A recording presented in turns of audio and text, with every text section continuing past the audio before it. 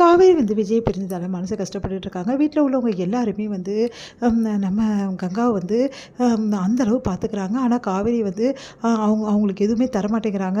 அவங்களுக்கு இம்பார்ட்டன்ஸே குடுக்காம அந்த மாரி பண்றாங்க. அவங்க அம்மா அவங்ககிட்ட நெறைய வேலை வாங்குறாங்க. காவேரி வந்து வேலை செய்ய முடியாம எவ்வளோ சொல்லி பார்க்குறாங்க. ஆனா அவங்க அம்மா அவங்கள திட்டுறாங்க. இதனால காவேரி என்ன பண்ணுறதுன்னு தெரியாம தவிச்சிட்டு இருக்காங்க. வீட்ல சொல்ல முடியாம, அதே மாதிரி வெளிய வந்து பேச முடியாம காவேரி ரொம்ப கஷ்டப்படுறாங்க. காவேரி என்ன பண்றாங்க, ஐயோ! நம்ம குழந்தைக்கு வந்து மருந்து மாத்திரை எதுவுமே வாங்கலையே, அக்கா எல்லாமே வந்து சாப்பிட்டுருக்காங்களே, அப்போ நம்ம ஏன் போய் கேட்கல அப்படின்னு சொல்லிட்டு ஹாஸ்பிட்டலுக்கு போயிட்டு கேட்குறாங்க. இந்த மாதிரி நான் வந்து என்னோட டிஸ்கிரிப்ஷன் வந்து விட்டுட்டு வந்துட்டேன், எனக்கு வந்து இந்த மாதிரி வேணும் அப்படின்னு சொல்லி கேட்குறாங்க. ஒரு நிமிஷம் இருங்க மேடம் சொல்லிட்டு அவங்க போயிட்டு வந்து வாங்கிட்டு வந்து கொடுக்குறாங்க. இந்த மாத்திரை மருந்தெல்லாம் கொஞ்சம் எனக்கு வேணும் அப்படின்னு சொல்லிட்டு வாங்கிட்டு வராங்க. மீனா வந்து அவங்கள பார்க்குறாங்க, அவங்க ஃப்ரெண்டு. சரிடி, இப்போது என்ன தான் பண்ண போகிற, வீட்டில் உள்ளவங்ககிட்ட சொல்லாமல் இருந்தால் உங்ககிட்ட இப்படி தான் வேலை வாங்கிட்டு இருப்பாங்க, அதுக்கப்புறம் குழந்தைக்கு ஏதாவது பிரச்சனை தான் நீ காலம் ஃபுல்லாக கஷ்டப்படுவிடி அப்படின்னோடனே, அது எனக்கு புரியுது, ஆனால் எப்படி சொல்கிறதுன்னு தெரில, விஜய் கிட்ட தான் நீ முதல்ல சொல்லணும், விஜய் ஊருக்கு போயிருக்காருடி அப்படின்னோடனே, என்னடி சொல்கிறேன், ஆமாம் விஜய்க்கு ஃபோன் பண்ணி பார்த்தேன், ஃபோனே எடுக்க மாட்டேங்குதுடி அப்படின்னு சொல்லிட்டு ஃபீல் பண்ணிகிட்ருக்காங்க விஜய்க்காக. இங்கே வந்து விஜய் என்ன பண்ணுறாரு, நேராக வந்து நம்ம வெள்ளாவோட மாமா போய் பார்க்குறாரு.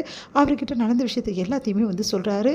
அதை கேட்டு அவங்க மாமா வந்து இவ்வளோ நடந்திருக்கா, அந்த பொண்ணு உயிரோடு தான் இருக்கான்னு கூட எனக்கு தெரியாதுப்பா, இவ்வளோ நாள் நாங்கள் வந்து அவங்க குடும்பமே இறந்து போச்சு தான் நினச்சிட்ருக்கோம் அப்படின்னு சொல்கிறாரு.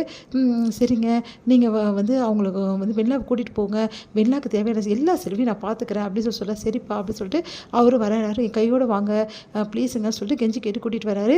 எங்கள் வீட்டுக்கு வந்தாலும் தாத்தா வந்து இவர் தான் வந்து வெள்ளாவோட மாமா அப்படின்னு சொல்லிட்டு தாத்தாக்கு இன்ட்ரடியூஸ் பண்ணி வராரு. தாத்தா ரொம்ப சந்தோஷப்படுறாரு. இந்த சூழ்நிலையில் இங்கே என்ன பண்ணுறாங்க, வெள்ளா வந்து வர வச்சு வெள்ளா கிட்ட வந்து அவங்க வந்து சொந்தக்காரங்க வந்து பேசுகிறாங்க. மாமா வந்து, வெள்ளா நீ உயிரோடு இருக்கியாம்மா, எங்களுக்கு தெரியவே தெரியாதுமா, உங்கள் அப்பா அம்மா வந்து ஆக்சிடெண்ட்டில் வந்து இந்த மாதிரி மேலே போகும்போது நீயும் வந்து உனக்கும் அப்படி ஆகிடுச்சுன்னு நினச்சிட்டோமா அப்படி சொல்லிட்டு ஃபீல் பண்ணுறாரு. சரிம்மா நம்ம வீட்டுக்கு போகலாம் வாம்மா அப்படி சொல்லிட்டு கூப்பிட்றாரு. நான் வர முடியாது அப்படி சொல்லிட்டு வெளில சொல்கிறாங்க. அதை கேட்டு அதிர்ச்சி அடைகிறாங்க எல்லாருமே வீட்டில் உள்ளவங்களாம்.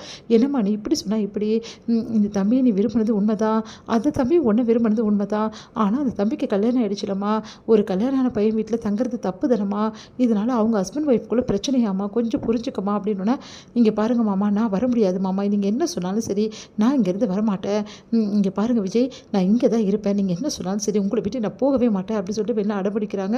அதுக்கப்புறம் தாத்தா வந்து, இங்கே பாருமா, நீ செய்கிறது கொஞ்சம் கூட சரியில்லை, உங்கள் மாமா கூட போகிறது தான் உனக்கு நல்லது, இங்கே பாருங்கள் நீங்கள் கவலைப்படாதீங்க, எப்படியும் வந்து வெளியிலாவை நான் சமாதானப்படுத்தி கூட்டிகிட்டு போவேன், நீங்கள் கவலைப்படாதீங்கன்னு சொல்லிட்டு அவங்க மாமா வந்து ஆறுதல் படுத்துகிறாரு எல்லாருமே. இங்கே வந்து விஜய் என்ன பண்ணுறாரு, நம்ம காவேரி பார்க்க போகிறாரு. காவேரியை பார்க்க முடியல, அதனால வருத்தம் அடைகிறாரு. அடுத்து காவேரி வந்து ஃபோன் பண்ணுறாங்க. இங்கே பாருங்கள், உங்ககிட்ட ஒரு முக்கியமான விஷயத்தை பற்றி பேசணும், அதை தான் நானும் கேட்கலான்னு வந்தேன். இங்கே பாரு, வெண்ணிலாக்கு நான் வந்து அவங்க மாமா வர வச்சிட்டேன், வெண்ணா வந்து அவங்க மாமா கூட போயிடுவா, இதுக்கப்புறம் எந்த பிரச்சனையும் இல்லை காவேரி, என்ன விஷயம் சொல்லு காவேரி அப்படின்னோடனே, நம்ம ஒரு இடத்துக்கு போகலாங்க, அங்கே போய் சொல்கிறேன் அப்படின்றாங்க. சரி காவேரி எங்கே போகலாம் அப்படின்னோடனே, நீங்கள் வந்து என்னை கூட்டிகிட்டு போங்க அப்படின்றாங்க. அதன்படி வந்து காவேரி வெளியே வந்து நிற்கிறாங்க. விஜயும் வராரு. விஜயும் காவேரியும் கொண்டா வந்து அவங்களோட வண்டியில், விஜயோட வண்டியில் வந்து போகிறாங்க. அப்போ வந்து விஜய் என்ன பண்ணுறாரு, காவேரி எனக்கு எவ்வளோ சந்தோஷமாக இருக்குது தெரியுமா, நீங்கள் எந்த விஷயத்தை சொல்கிறதுக்காக என்னை கூட்டிகிட்டு போகிறேன்னு இப்போ வரைக்கும் எனக்கு தெரியல காவேரி அப்படின்னோடனே, நீங்கள் தெரிஞ்சுப்பீங்க வாங்க அப்படி சொல்லிட்டு கோயிலுக்கு போகிறாங்க ரெண்டு பேருமே. அங்கே வந்து வண்டியை நிறுத்துறாரு.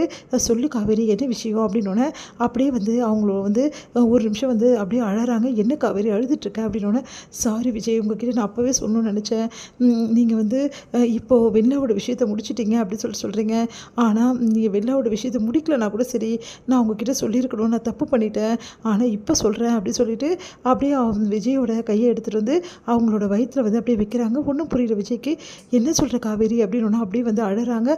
உண்மையாவா அப்படின்னு, ஆமாம் உண்மையாதான் அப்படின்னு சொல்லிட்டு அவங்களோட ஆக்ஷன் மூலமாக காட்டுறாங்க. விஜயும் அப்படியே கண்கலங்கிறார். காவேரி அப்படின்னு சொல்லிட்டு அப்படியே வந்து கட்டி பிடிச்சிக்கிறாரு. காவேரி நிஜமாவாடி அப்படின்னு, நிஜமாக தாங்க, உங்களோட வாரிசு வந்து என் வயிற்றில் வளர்ந்துட்டுருக்கு, நம்மளுக்கு வந்து குழந்தை பிறக்க போகுதுங்க அப்படின்னோடனே, சந்தோஷம் தாங்க முடியல காவேரி அப்படின்னு சொல்லிட்டு கண் கலங்குறாரு. அப்படியே கட்டி பிடிக்கிற விஜய் ஒன்றுமே புரியல விஜய்க்கு. அப்படியே வந்து ஒரு நிமிஷம் வந்து அப்படியே அழ ஆரம்பிக்கிறாரு. என்னங்க இப்படி அழறீங்க, ஏண்டி என்கிட்ட சொல்லாமல் இவ்வளோ நாள் மறைச்ச, ஏண்டி இப்படி பண்ணுற காவேரி அப்படின்னு சொன்னேன். சாரிங்க, நான் உங்ககிட்ட சொல்லணும் தான் நினச்சிடுங்க அப்படின்னு சொல்லிட்டு காவேரி வந்து விஜய் அப்படியே கட்டி பிடிச்சி அழறாங்க.